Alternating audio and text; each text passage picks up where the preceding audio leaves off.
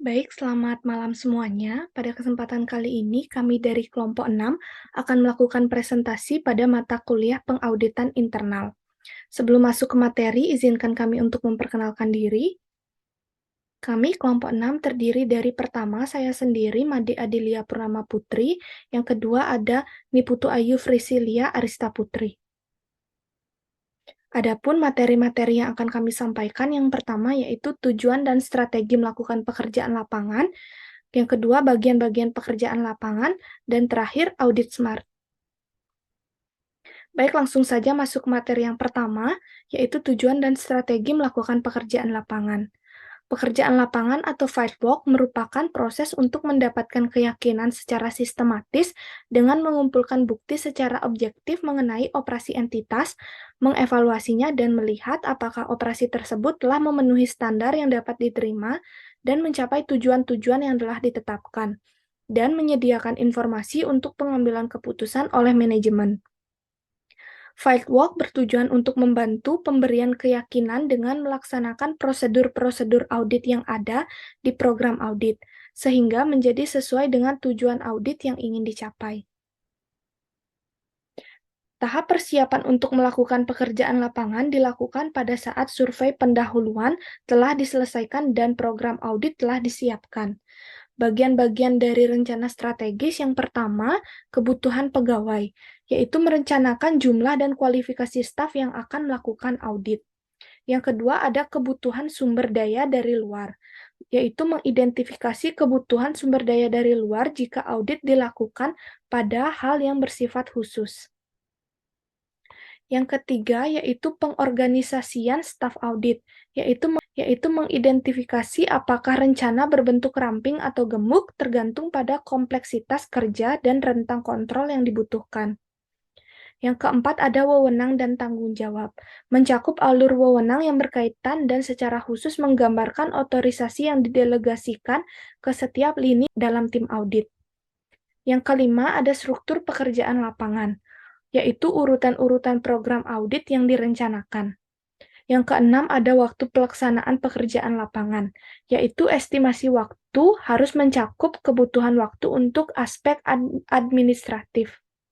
Yang ketujuh, ada metode pekerjaan lapangan, di mana ada 6 metode, yaitu observasi, konfirmasi, verifikasi, investigasi, analisis, dan evaluasi.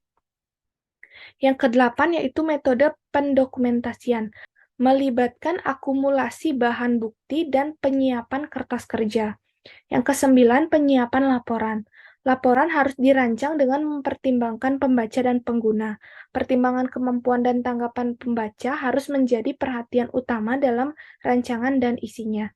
Dan yang terakhir, rencana kontingensi. Rencana harus memuat kondisi terbaik yang bisa dicapai, yang biasa, dan yang terburuk. Selanjutnya ada tim audit dengan pengarahan mandiri. Tim tersebut merupakan sebuah unit operasional yang umumnya terdiri dari staf ahli dalam berbagai bidang audit dan memiliki kepemimpinan serta rotasi atau dasar-dasar lainnya. Dengan adanya tim ini, maka diharapkan akan ada evaluasi terhadap kualitas audit internal. Selanjutnya ada audit berhenti kemudian lanjut. Teknik ini dapat meningkatkan jumlah aktivitas audit internal dalam waktu tempo yang sama, serta membantu menghilangkan audit dengan pengembalian yang rendah yang melewati proses penyaringan awal. Selanjutnya ada control self-assessment. Control self-assessment merupakan salah satu inovasi yang baru. Metode yang digunakan adalah mengembangkan semacam pertemuan yang dilakukan staf audit, tetapi terdiri dari karyawan klien yang akan mengevaluasi dan mengukur aspek-aspek lunak dari kontrol internal. Selanjutnya, materi bagian-bagian pekerjaan lapangan. Tujuan audit berbeda dengan tujuan operasi, sebagaimana prosedur audit juga berbeda dari prosedur operasi. Tujuan audit dicapai dengan menerapkan prosedur-prosedur audit untuk menentukan apakah prosedur-prosedur operasi berfungsi sebagaimana mestinya dan mencapai tujuan-tujuan operasi. Tujuan operasi ditetapkan oleh manajemen, sedangkan tujuan audit ditetapkan oleh auditor. Baik, materi selanjutnya akan disampaikan oleh teman saya. Terima kasih. Baik, saya akan melanjutkan materi. yaitu tujuan dan prosedur dalam operasi dan audit. Yang pertama ada pembelian.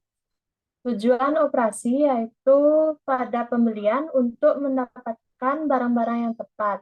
Dengan prosedur operasi, departemen pengguna bukan departemen pembelian harus menyiapkan surat permintaan barang yang disetujui yang menyebutkan produk yang dibutuhkan. Tujuan auditnya yaitu untuk menentukan apakah pesanan pembelian dikeluarkan hanya untuk pembelian produk-produk yang memang dibutuhkan oleh organisasi.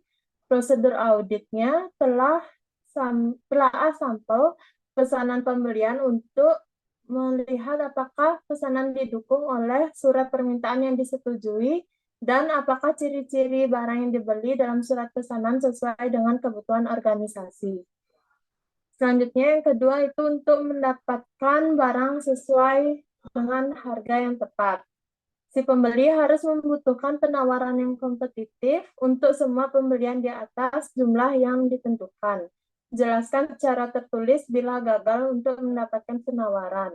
Tujuan untuk auditnya untuk menentukan apakah penawaran yang kompetitif benar-benar diminta dan apakah kegagalan untuk mendapatkan penawaran telah dijelaskan, apakah pesanan pembelian benar secara matematis dan disetujui dengan layak, dan untuk menentukan apakah pesanan pembelian dilakukan dengan layak. Prosedur audit yang dilakukan untuk sampel yang dipilih, verifikasi bukti-bukti yang dilakukan, penawaran, dan apakah penjelasan atas gagalnya penawaran adalah wajar. Bagian yang kedua itu pemrosesan klaim. Tujuan operasi pada pemrosesan klaim ini untuk memproses klaim dengan segera. Prosedur operasi semua klaim dilakukan dalam daftar yang telah dimasukkan. Pemrosesan diawasi melalui laporan periodik.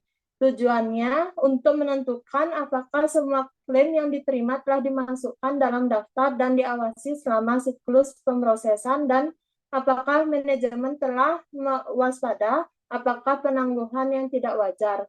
Untuk prosedur auditnya, telah semua sampel klaim yang dibayar untuk menentukan apakah sudah dimasukkan dalam daftar dan apakah telah diproses dalam waktu yang wajar. Periksa akurasi dan ketetapan waktu, laporan ke manajemen tentang proses klaim. Yang kedua, untuk memproses klaim dengan benar, manajemen menspesifikasi langkah-langkah yang akan diambil untuk memeriksa klaim, termasuk perbandingan dengan kebijakan. Juga termasuk membentuk sistem penelaah dan organisasi dan tingkat persetujuan tergantung nilai klaim.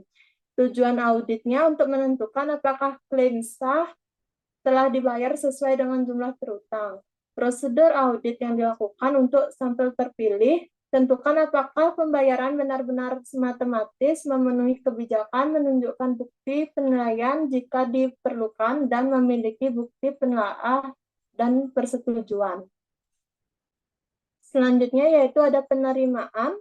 Tujuan operasi pada penerimaan ini hanya menerima barang-barang yang dipesan. Untuk prosedur operasi, manajemen melakukan perhitungan, menimbangkan, dan mengukurkan produk yang diterima dan menandatanganinya. Prosedur pengambilan sampel yang khusus diperbolehkan jika layak.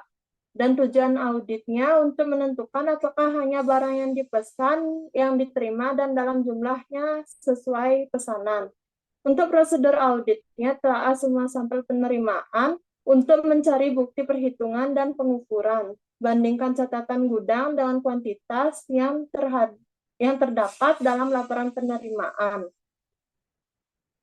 Untuk tujuan operasi yang kedua itu hanya menerima barang-barang yang memenuhi spesifikasi.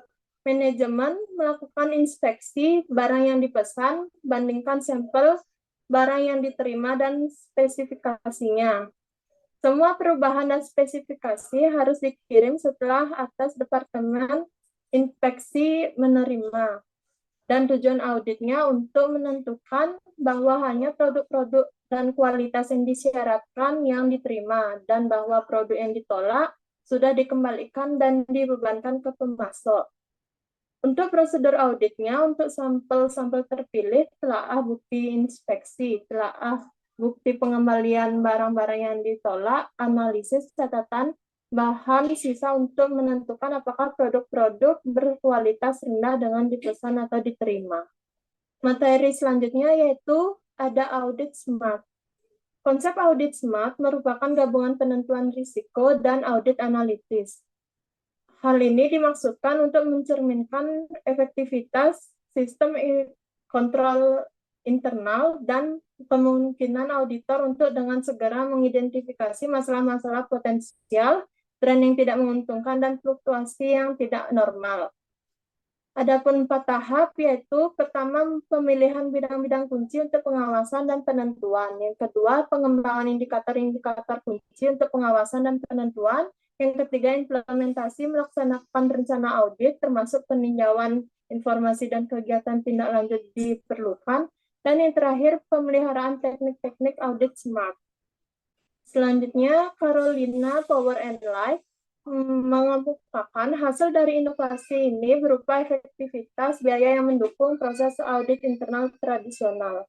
Berikut ini manfaat-manfaat utamanya, yaitu meningkatkan penggunaan metode-metode audit terbatas, meningkatkan upaya audit, memperbanyak audit yang efektif, identifikasi masalah secara tepat waktu, meningkatkan deteksi kecurangan, dan meningkatkan perencanaan audit tahunan. Baik, sekian dari kelompok kami. Terima kasih.